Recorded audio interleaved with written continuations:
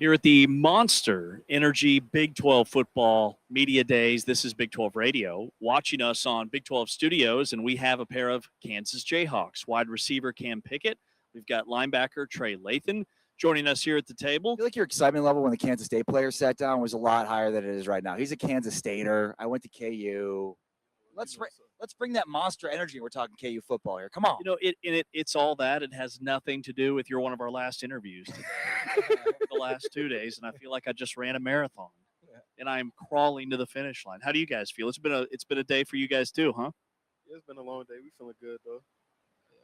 It's been an exciting day. You know, we're happy to be here. So we're definitely trying to finish just like you. All right. How would you guys describe your role within the offense and the defense? Because, Trey, I mean, you were on the field more than any other player last year for KU's defense. Definitely a leader. Going into my last year, after the season I had, a lot of guys looking up to me, asking me questions, that need to be answered. So I'm excited to be a leader. I'm excited to be back on a part of this defense. Cam, you're from Chicago? Yep. Me and Cam, basically the same person. KU, Chicago. White Sox or Cubs? White Sox. Let's go. Oh, having a great White year Sox? this year. Oh, hey, he's a smart man. The same. What he's doing. It's all connected. That's what I say. Who's the better quarterback? Man, I can't even tell you. We got a room full of great quarterbacks. What does Cole bring? What does Isaiah bring? What's maybe different than what those guys bring? They're similar in a lot of ways. Isaiah, he is a very athletic quarterback. He can throw the ball well. He can run the ball well. But Cole is also more athletic than people realize. And Cole also is a very great leader. He's one of the biggest leaders on the team. I'm so excited to see the Andy Kotelnicki offense back. Is there somebody that fits that offense better? And you can both answer this one. The one good thing about Coach K's offense is he calls plays that maximizes everybody in his offense's talents. So he's going to call plays and maximize whatever talents we have in the field. And there's just him coming in, at least going against him in practice, it's been a lot of things, a lot of shifts and motions, a lot of things that's going to get our defense ready for Saturday. So it's a good thing to have him back. He's definitely preparing us in ways that, we probably could have never imagined. So, yeah, I mean, he's known as a really innovative guru type coach. And what he did in 2023, I know, you guys were at different places, but that came out of nowhere. Like, nobody saw that coming. He was at West Virginia, right? Yes, sir. And like that West Virginia-Kansas game was, I think, a huge surprise for the country, as much as it was for the West Virginia defense. Yeah, it was there. Like I said, we were preparing for something, that they were running a certain way, and they just came out and just did something completely different. And we had them in the first half, but they made some good adjustments. It came back and shocked us. So, and Cam, what does it mean to you? Like, you were at Ball State, and then you're a starting wide receiver for back-to-back seasons at Kansas, and now like you're kind of the guy. You're the seasoned vet in that room, and I know you've brought in a lot of transfers. So, what is your role in that wide receiver group as kind of the man now? Really just making sure everybody's on the same page, being the leader in the room, helping the transfers, understand the offense, feel comfortable in the offense and our team in general. And we also have a lot of younger guys that I'm trying to take under my wing and just show them the ropes. Cam, tell me about the poem, The Test of a Man. Yeah, so I had a couple surgeries early in my college career. And, times got hard. My dad sent me that poem. And somebody had made my lock screen. And anytime, felt like you needed a little pick-me-up, I would just read it. Is it long? It is. I was going to say, can you recite it? It's a long poem. What's like the part that like just gets you? Is there a specific part? It's a one part that talks about bleeding, bruised, and pale. Basically, you still stand up. And that was still very true to me because, like I said, went through a couple of surgeries, some adversity early in my career. Still stood through. Does what happened last season kind of leave, a sour taste in your mouth? Like, you guys feel like you left more on the table, and how can you use that as fuel? And if you could go back, like, hey, if we do this, this, and this, we win way more football games. What are those things? Well, I'll go first. A lot of those things that we left out was just, tackling. We missed a lot of tackles when we needed to. Felt like we could have closed some games out, that we didn't, just simply just because of tackling, you know, and guys just missing those. And that's something that we just been harping on, you know, all like winter and all spring. They wouldn't tell me who the quarterback is.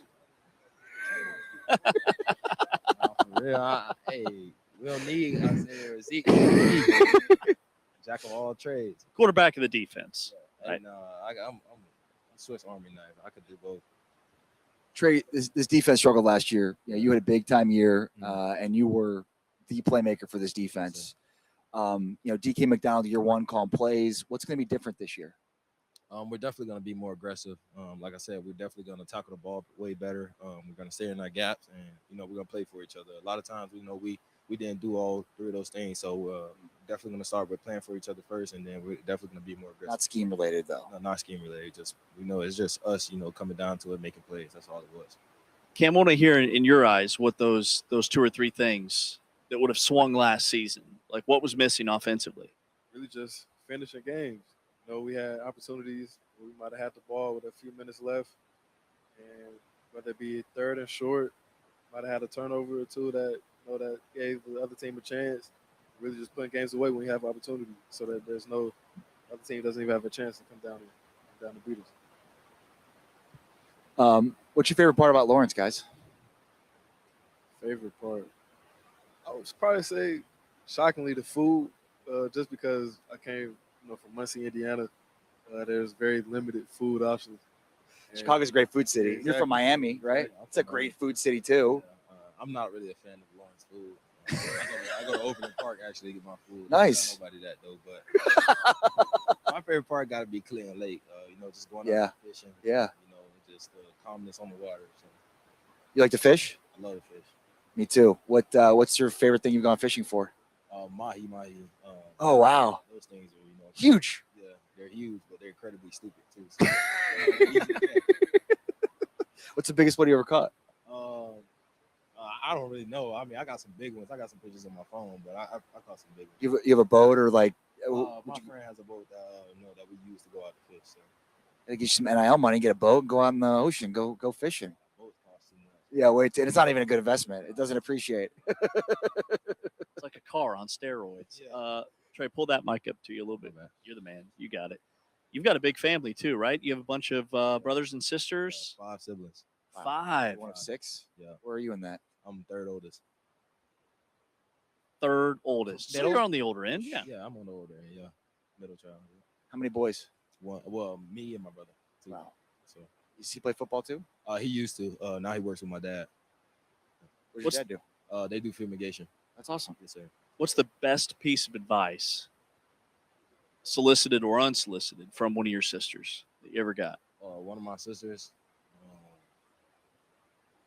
I don't. I want to say it's just advice. I just say like spending time with them. You know, it's the biggest thing that like I missed out. You know, growing up, you know, playing football like all year round, just spending time. You know, now that I've been away for so long, you know, they always ask me whenever I come home just to spend time with them. So that's one thing that, you know, I've been really working on, just spending time with them. You guys have been to London before? Yeah, I've been to London twice. Have you? Yeah. Twice. Yeah. Why? First time was with West Virginia, you know, like on a backpacking trip, and then the second time was with vacation, you know, last year. Awesome. You never been? I've never been. Have you been out of the country? Oh yeah, I've been a lot of Caribbean South, but I've never been across the Atlantic. Awesome. You guys looking forward to that trip? We're excited. You can do any sightseeing or what? Yeah, we're supposed to go to the River Times, you know, look over the bridge, you know, the glass part, and you know, and go to the Buckingham Palace also, and hopefully London Eye. Like, you guys have a lot of big games on your schedule. Sunflower Showdown, once again, the London trip, like, and then the stadium. That's where I was going. Mhm. Where are we at on the stadium? And what's it like playing You in think the they're stadium building it? that essentially, like, isn't finished, isn't complete? Is it distracted in any way, shape, or form? It's not distracting. It's getting there though. It's gonna be ready for the season, but it's not distracting. It is kind of cool seeing the cranes and stuff though while we out there practicing. Yeah, it's kind of crazy, you know. Just one day you might, you know, come in, you know, one part of it's not done, and then you come up the next morning and they built like 2 other sides that, you know, that weren't even existing the night before. So All right, 2 things, guys. I don't care if we only win 2 games this year. Okay, I do, but we got to beat Missouri, and for the love of God, we got to beat K-State. It's been so long, guys.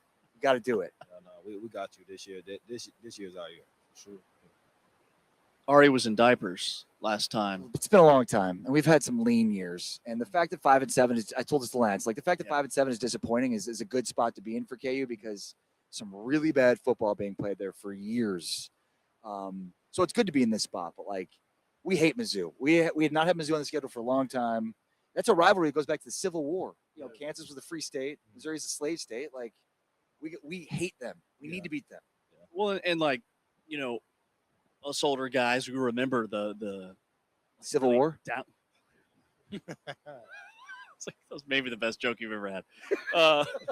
But like when KU was really bad, you guys haven't been there that long. Like, do you guys, how up to speed are you on just the history of KU football and the fact that like even these last few years have been some of the best years ever at KU? Yeah, you know, I started paying attention to KU. I think it was 2023 season. So before I got here, I actually knew about how good this program had become. But you know, the history is a history. That's why we're here. We're looking to change that. Yeah, let me tell you, before 23, it was really bad. It was bad. Like as bad as it gets. Yeah. I remember my freshman year at West Virginia, man. We would play with Kansas like game 2. I'm thinking about to get some burn because Kansas is notoriously bad. Yes. I'm thinking about to get some burn, but Was that year? yeah, that was the year they came back and beat us in overtime. Because that was the first year of we're like, okay, Yeah. We're we're back. actually competing now. Yeah. We haven't been here, but we're back. That's what I say. All right, what's the one thing that we are sleeping on when it comes to KU football? What are we missing, and what is the identity in your words as to what this season's going to look like? It's gonna be relentless for sure. A lot of people we're missing that just excitement because we had some down years, back to back 5-7 season. So we're definitely missing excitement. But every play we're gonna go out there, we're gonna strain a finish, no matter what. We're gonna be relentless. No matter special teams, offense, defense. On the sideline with the cooling, the Gatorade, everything. We're gonna be relentless. What he said, Cam? Yeah, exactly what he said. Relentless. We know what it takes to win games. We lost games in the fourth quarter. We got to be relentless and strain to finish. It's what we emphasize every day in our facility. So. I'm excited about this front seven, and we know that you play like that regardless of your teammates. So hopefully your teammates catch up to where you were last year, man. Good luck to you guys this season.